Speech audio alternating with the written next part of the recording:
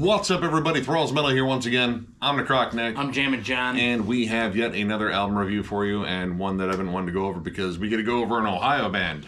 And one that, has been, pretty much ingrained in the Ohio metallic hardcore scene for years. So we are going over the latest offering from Ringworm, Seeing Through Fire. This also comes out on the 18th of August on Nuclear Blast Records. This band formed in 1991 in Cleveland, Ohio. This is their 9th album overall. I've been listening to these guys since, I think Justice Replaced by Revenge. Might have been the album before that, but that's the first one I really remember. And they're pretty much legends in terms of like the Ohio metallic hardcore scene. Their last album, Death Becomes My Voice, was fucking absolutely awesome, so I was really stoked for this one. And yeah, this is fast-paced metallic hardcore with no fucking breaks. In fact, I would say this is one of the most downhill run types of albums I've listened to from these guys in a while. Yeah, pretty much just non-stop. I actually haven't really listened to Ringworm much, but I did see them live. Same here. With Chimera at Peabody's. I saw them a long time ago. Sounds the Underground in 2006 in Cleveland. And yeah, they put on a fucking ripping show. They are energetic, and their frontman, Human Furnace, which is a great fucking stage name, is just this raw-throated, I don't know, he sounds like he's hurting himself every time he growls. Yes. And there's something about that aesthetic that I like in hardcore. Hardcore is usually very violent anyway. Why not hurt yourself too? And this is violent. This is fast and violent. In fact, like the first 4 tracks on here move at a breakneck speed of galloping rhythms, thrashy D beats. There's a ton of thrash on here, and in parts I would say like this might be their most metal leaning album. There are a lot of solos on here and some big crossover thrash moments in songs like House of Flies, You Want It Too, and Power and Blood. These songs have machine gun riffs all over the place. They kind of forego some of the hardcore tropes in favor of just playing fast and thrashy, and fast is the speed on this album, like pretty much from start to finish. Like the Energizer Bunny, it just keeps going and going.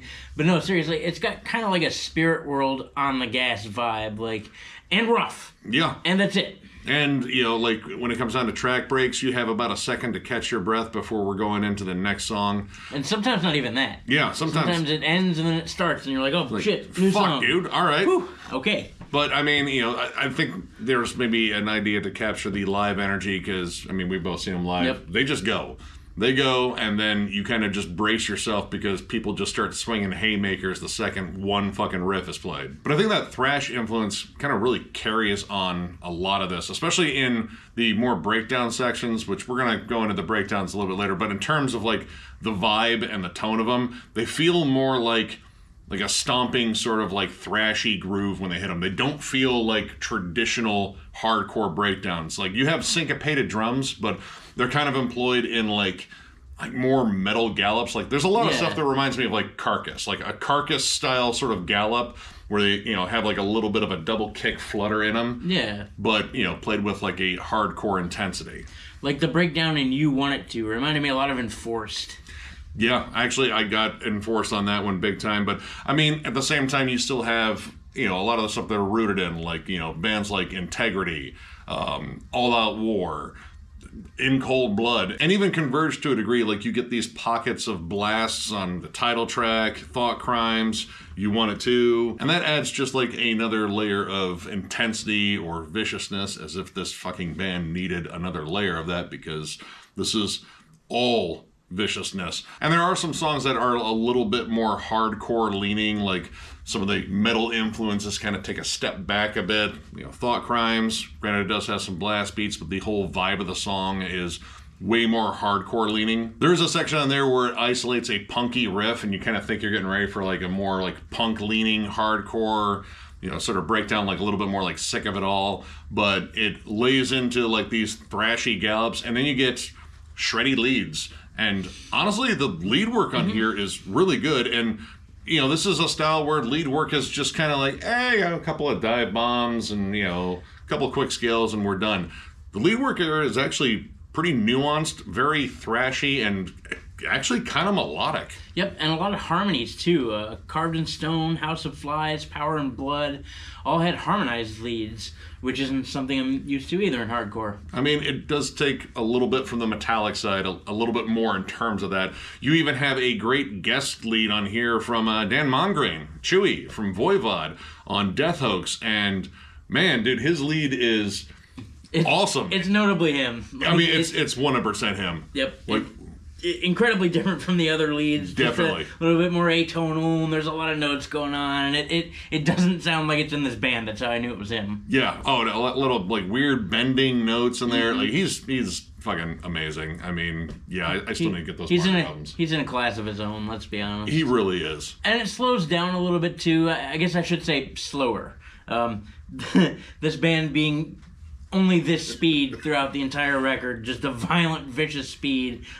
Unavoidable Truth slows down a little bit. It's a little bit more mid-tempo. Mental Decontrol has that really cool kind of doomy breakdown to it. I do like that breakdown. Which is neat. And then the last one, Playing God. Easily the most different song on the album. Yes. Very strange. Honestly, it reminded me a lot of The Haunted's first album, the last track that closes that out being this kind of odd spoken word, kind of, weird chuggy song. And this one starts off with clean guitars, spoken word, and melodies that I would almost describe as folky. Like there's a little bit of like that early In Flames sort of vibe to it, and it builds into this slow, groovy, kind of dirty, mellow death sort of riff. And it's the first time you can hear the bass guitar. Yeah, because the bass just kind of gets buried on here. But it fades out on that sort of brooding, doomy song. And, well, we're going to get into negatives, and one of them we've kind of illustrated here is, it's still kind of a positive in a way, but it does kind of hamper the album, is this band has one speed on this album. This is breakneck from start to finish. And while I like that, it keeps the foot on the gas. It's a downhill run. The music itself, is a little by the numbers. Like it's kind of straightforward metallic hardcore, and the riffs start blending together when you can really make them out because there's some issues with production. Yeah, I actually zoned out a couple times in a couple of these songs. Thought Crimes, No Solace, No Quarter, No Mercy. Like I caught myself actually just staring at my phone. They all kind of sounded the same. It's very uniform, like a D beat and like a quick thrashy breakdown, and then a D beat, and then balls to the wall, and then we're done. It's very by the numbers, and I mean, it would be different if they kind of peppered in some, like clean melodies or like, some different dynamic. Like, in terms of track breaks, again, like these songs just go. Like it was one after the other.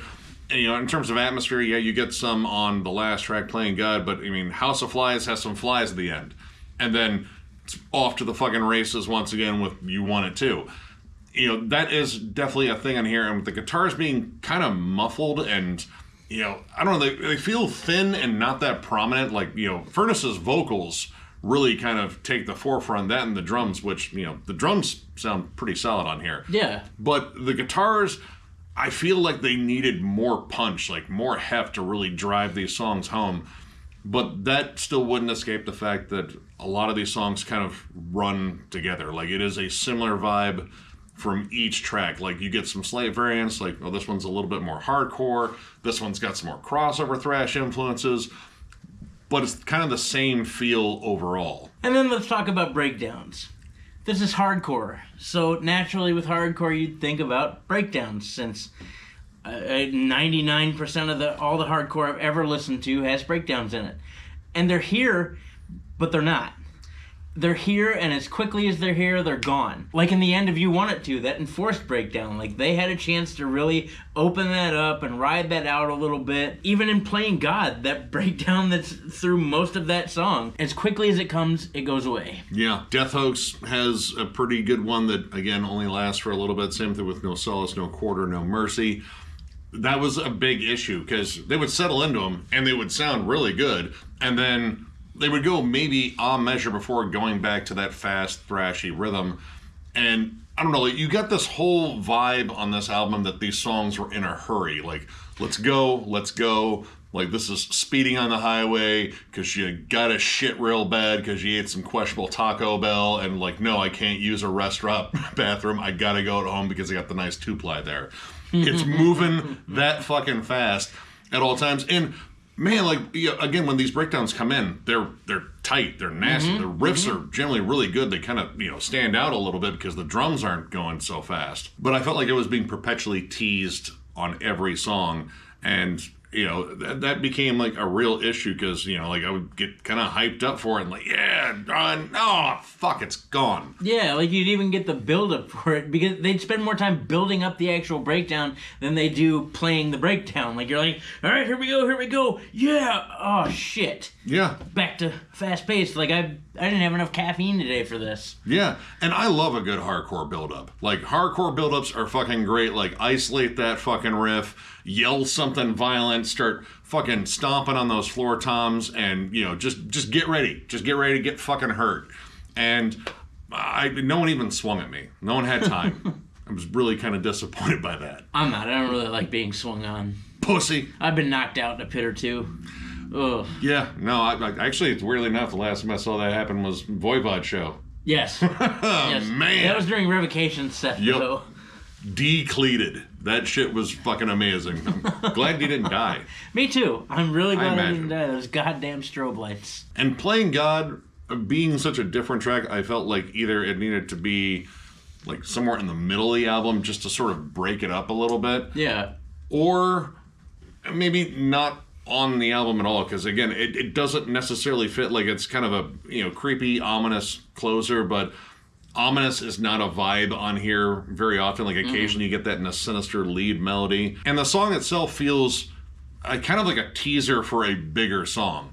Like, when that big riff came in, I was like, all right, let's see where they kind of go with this. Like, this is easily the slowest fucking moment on the album so far. Let's see if they can kind of build this up a little bit and, make it like kind of doomy and sinister, because the vibe is already there. And then it just kind of fades out. And I'm like, I really feel like there was a missed opportunity there. So, overall in closing, for me personally, I'm going to give this 2.5 stars.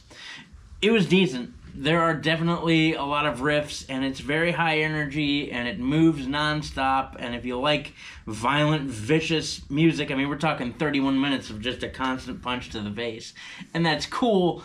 For me, I would have liked to have seen a little bit more dynamic in songwritings, allow some things to breathe, hold on to those breakdowns a little bit longer, because the truth of it all for me is I think that after House of Flies, from You Want It To, even on down to the end, they opened up the songs a little bit more. They got a little bit more creative with the riffing and some variable, but it wasn't until the end. And even then, even those songs, the things I did like, I wish they could have held on to a little bit longer. Playing God actually would have been cool if they would have stuck it in the middle of the record, say, after Unavoidable Truth, to let the last songs that are, in my opinion, a little bit more creative, breathe a little bit more. Actually, Playing God was a song that I really liked because it did incorporate some more things. It just, I don't know if it fit necessarily on this record the way they put it on there. Overall, it wasn't bad, it just wasn't my cup of tea. It didn't personally keep my attention long enough, mostly because I thought a lot of it sounded the same. Nonetheless, it's still pretty good. I would advise you to check it out for yourself. If you're a fan of, Sick of It All and Converge and Integrity and, hell, a little bit of Hatebreed, a little bit of VOD, you're probably going to like this. Check it out for yourself. I'm going to go with a 3, just a little bit above your score. I like this band. I like their full tilt energy, but I do think they've done it better and with more variance, because as much as I like the downhill energy of this, because man, this is a ripper. Like, in terms of just musical violence, moving at a fast pace. Yeah, this is one of the fastest moving hardcore albums I've listened to this year. But at the same time, only certain songs really stood out to me. Like, yeah, it's a good continuous barrage of just meaty riffs and like pummeling drums and fucking screamed vocals. But at the same time, I feel like they've done that better in the past. And it's almost to the point where even mixing up this album a little bit in terms of the tracks, like, I don't know if that would necessarily help, because they're all kind of in the same vein, maybe minus, Playing God. The crossover songs I thought were probably the biggest standouts. You Want It Too and House of Flies. I think those are fucking bangers. And Death Hoax is definitely a ass whooper too. And Dan Mongrain contributes a lead that may or may not fit on that song, but I don't care because it's fucking awesome either way. If you're a big fan of, Ringworm, because this definitely sounds like Ringworm. Right. But again, Integrity, In Cold Blood, definitely All Out War. Like if you love All Out War's just, absolutely insane fucking frantic pace, you'll probably dig this. If you're looking for music to jam in your car and get a speeding ticket to, this is that album. So if you enjoyed this review, give it a thumbs up, and if you are new to the channel, subscribe, because we do stuff like this all the time. We are also on Patreon. If you'd like to help us out there, there's a link down below at thrallsmetal.com, which, while it is currently under construction, it will be up and running eventually. Also, our Patreon links in our channel someplace, but when that site comes up, we will have some shirts to sell, and you will definitely know when we have them, because we're going to show them off. And give one away. Now, while they're ordered, they're actually still being created. However, I did just recently see the email that they are nearing the end of production, so it is coming back really soon. We actually have some shows coming up too. One tonight at Howard's Club H in Bowling Green, Ohio. Thralls of Metal booked a show. Necrotic Wasteland, Mutilatred, Axioma, and Cadaverous. $20 at the door. Come out, for sure. As if that wasn't cool enough, Frankie's is reopening. If you're in the Toledo area, hell, if you're in the tri-state area and you're a metalhead, I almost guarantee you heard of Frankie's, a bar that we have spent countless time in, watching countless shows, has finally reopened, and they invited Thralls of Metal to help promote the show. October 1st, Revocation, Unearth, Entheos, and High Command. 100% come out to that show. $25 tickets in advance. I have no idea what doors are, but I'll ask. Come out and bang your fucking head, because Frankie's is coming back. The Toledo metal music scene is coming back. Thank God. And of course, thank you all so much for liking, subscribing, following, all that shit. Again, it means the world to us and is still absolutely amazing doing this. And you guys are large in part the reason for it, because this whole community is fucking awesome. I'm going to keep this one short because I'll just end up saying the same dumb shit I always say, but thank you. Yeah, no, it's always sincere when I say thank you, because, yeah, you guys are the real heroes here. So, once again, going to say thank you, and we will catch you later.